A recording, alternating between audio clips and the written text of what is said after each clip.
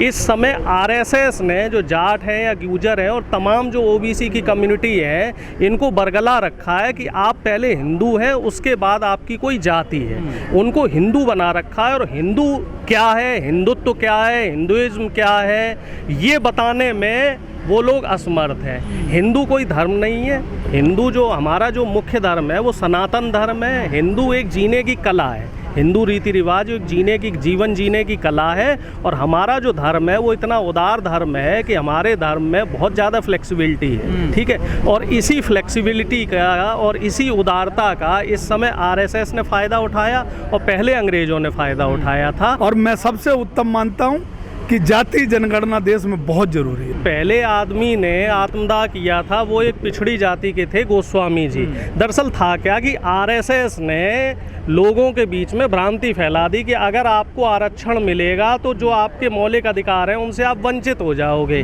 आरक्षण उसे दिया जाता है जो सामाजिक रूप से दबा हुआ होता है। और पिछड़ों के बीच में अभी भी बहुत सारा जो पिछड़ा वर्ग है, 50% से ज़्यादा, वो अपने आप को अभी भी सवर्णों के बराबर मानते हैं। और जबकि हो क्या रहा है, सवर्ण उनकी हकमारी कर रहे हैं। कैसे कर रहे हैं वो उसका एक मैं 2-3 उदाहरण आपको दे रहा हूँ कि पिछले 2 साल में उत्तर प्रदेश में जितनी भी वैकेंसीज फिल हुई हैं उनमें अगर ओबीसी की कट ऑफ 91 है तो जो सवर्णों की कट ऑफ है वो 80 है या 75 है। अभी जो एग्ज़ाम का रिजल्ट आया है यूपीपीसीएस का, उसमें सवर्ण की जो जनरल जो कैटेगरी है उसकी कट ऑफ है 81 और बैकवर्ड की कट ऑफ है 91।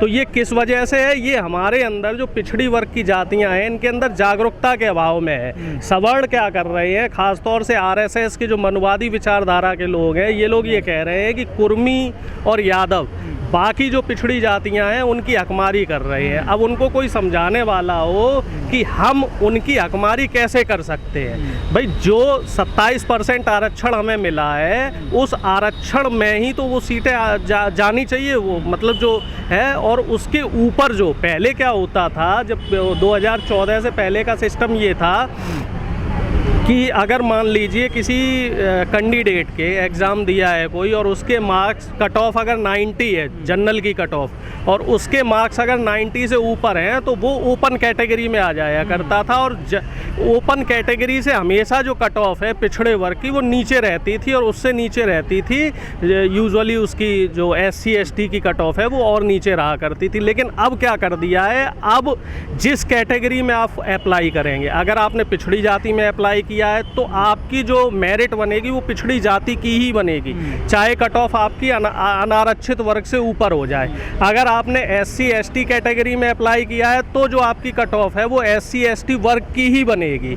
तो ये दुर्भाग्य की बात है। और इसमें ना तो कोई पिछड़ी जाति का संगठन इस पे चर्चा कर रहा है और ना ही कोई दलित जो SC ST जाति के जो लोग हैं वो इस पे चर्चा कर रहे हैं और सरकार से मांग कर रहे हैं। तो इससे पिछले 6-7 साल में बहुत सारी जो वैकेंसीज फिल हुई हैं, चाहे वो हम प्रदेश सरकार की बात करें या केंद्र सरकार की बात करें, तो बहुत नुकसान देखने को मिल रहा है।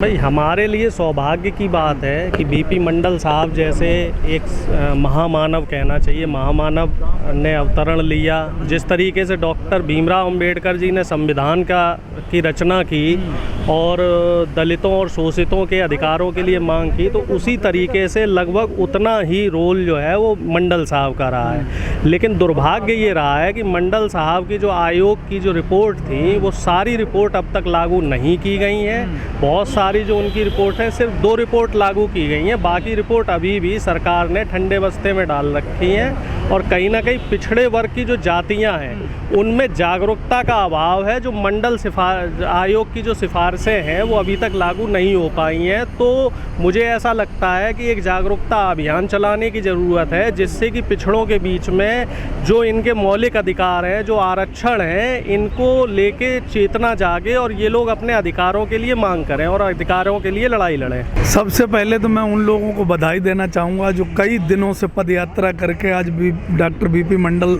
साहब की जयंती पे आज यहाँ प्रोग्राम रखा।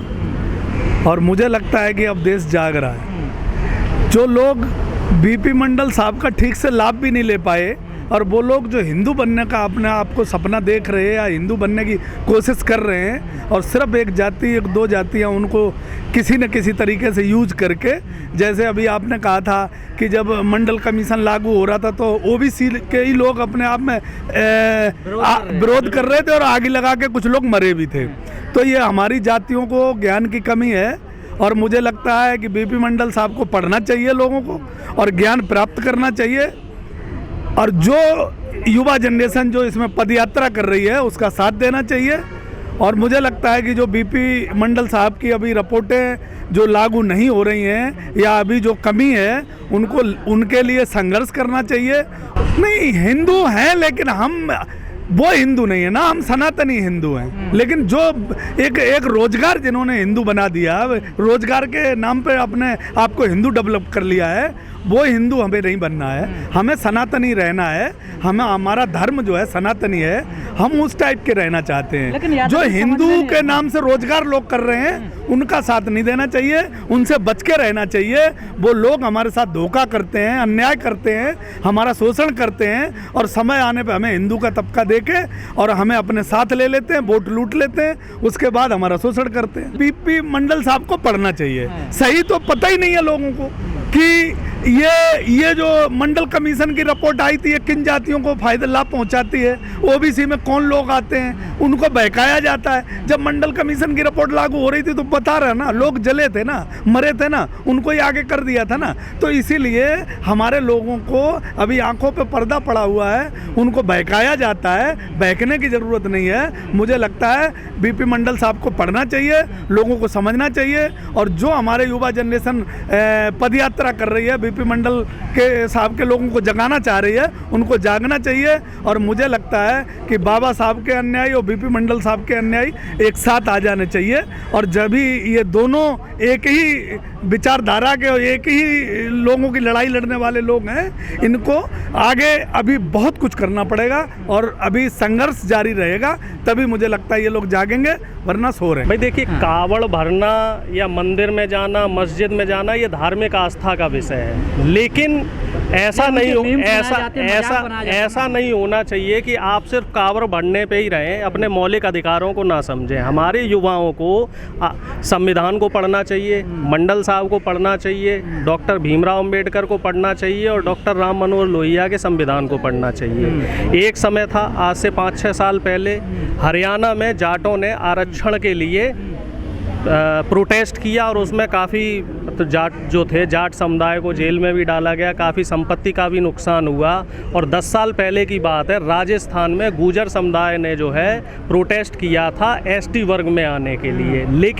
लेकिन अब युवाओं को जागरूक होना पड़ेगा, और जो राजस्थान से चल के, जयपुर से चल के जो हमारे युवा साथी यहाँ आए हैं पैदल, और पूरे देश में मंडल आयोग की सिफारिशें लागू करने के लिए और जातिगत जनगणना करने के लिए संघर्ष कर रहे हैं, तो हम सभी लोगों को उनका साथ देना चाहिए, तन मन धन के साथ। जो जिस तरीके से साथ दे सकता है उनका साथ दे, एकजुट हो जाएं, और जितने भी यहाँ पे जो यहाँ के सो कॉल्ड हम कहते हैं ना मूल निवासी हैं या बहुजन लोग हैं, तो उनको उनके मौलिक अधिकारों के प्रति सोचना चाहिए। आरएसएस और बीजेपी के जो फैलाए गए प्रपंच है, प्रोपेगेंडा है, उनमें नहीं फंसना चाहिए। समय बदलाव का है, शिक्षा के महत्व को समझें, संविधान के महत्व को समझें और अपने अधिकारों को समझें। हमारे लोग शिक्षा भी भगवान के ऊपर छोड़ देते हैं, अपनी मेहनत भी भाग्य के ऊपर छोड़ देते हैं। सबसे ज़्यादा जो है भक्ति भाव में हमारे लोग रहते हैं। मुझे लगता है कि समय आ गया है, आपको जाना चाहिए।